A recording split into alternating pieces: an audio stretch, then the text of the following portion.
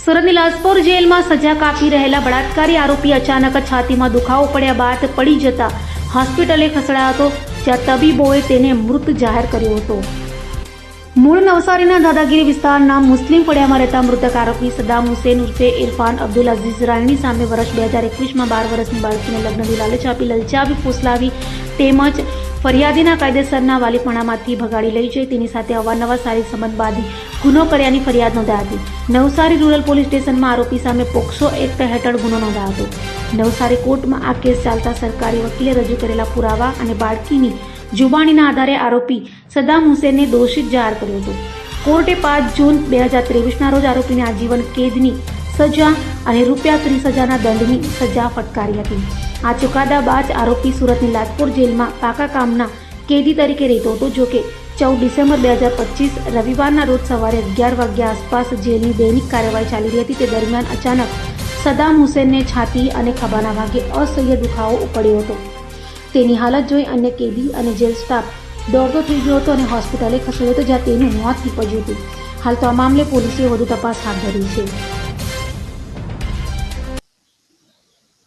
Lajpore jail ખાતે એક custodial ડેથનો બનાવ બનેલો છે, જે સંદર્ભે અત્રે હાલમાં સિવિલ હોસ્પિટલ ખાતે એના ઇન્ક્વેસ્ટ પંચનામાની કાર્યવાહી કરવામાં આવેલ છે.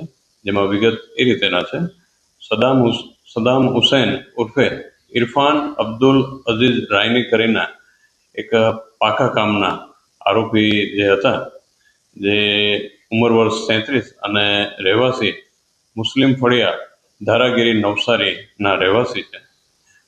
જેઓને નવસારી રૂરલ પોલીસ સ્ટેશન ખાતે વર્ષ 2021માં આઈપીસી કલમ 363, 366, 376, 2JIN અને 376(3) એ ઉપરાંત પોક્સો કલમ 4, 5L અને 6 મુજબનો જે ગુનો નોંધાયો હતો, જેમાં કેસ ચાલી જવાથી નામદાર કોર્ટ દ્વારા તારીખ 5/6/2023ના રોજ તેઓને આજીવન કેદની સખત સજા તે ઉપરાંત દંડ ₹30,000ના સજા ફરમાવેલ હતા.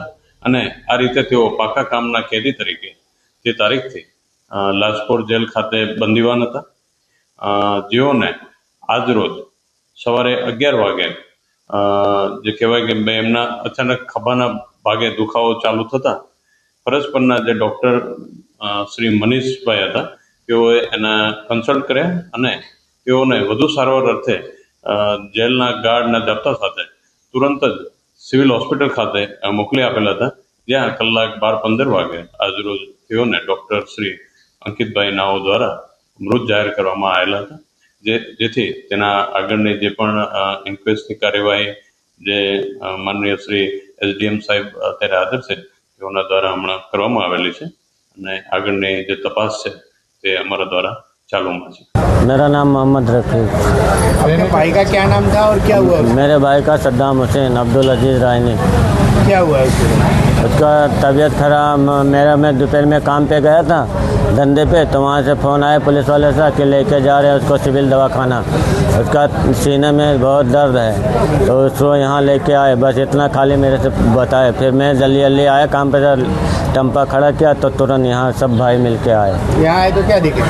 यहाँ आए तो कुछ अंदर गए, देखे खाली। क्या हुआ? फिर सर दोबारा फ़ोन आया कि आपके भाई एक्सपायर हो गए। आपको आने से पहले हाँ। तो फिर अभी मतलब क्या लग रहा है आपको? कैसे डेट हुआ है, क्या लग रहा है, क्या शंका जा रहा है? अब हमको कुछ शंका, हम क्या बताऊं सर। हमको इनकी शादी हो गई थी? अभी नहीं हुआ। शादी हुई थी, पहले टूट गई थी, अभी शादी नहीं हुई। ये कहाँ का रहने वाला? यूपी। ये कौन से गुने में अंदर गया था जेल? और पता है कुछ? कौन सी जेल से लेके आए? Central jail Lajpur. आपको पता है कौन से गुने में अंदर गया? वो एक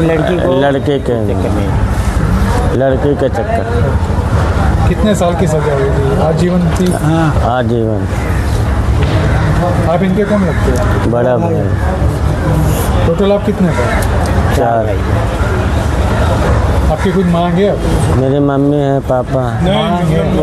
मांग क्या? अब નિષ્પક્ષતાથી નિરપેક્ષ રીતે વાસ્તવિકતાનો અરીસો રૂપી સચોટ માહિતી લાવતો સત્યની સાથે અભય ટાઈમ્સ।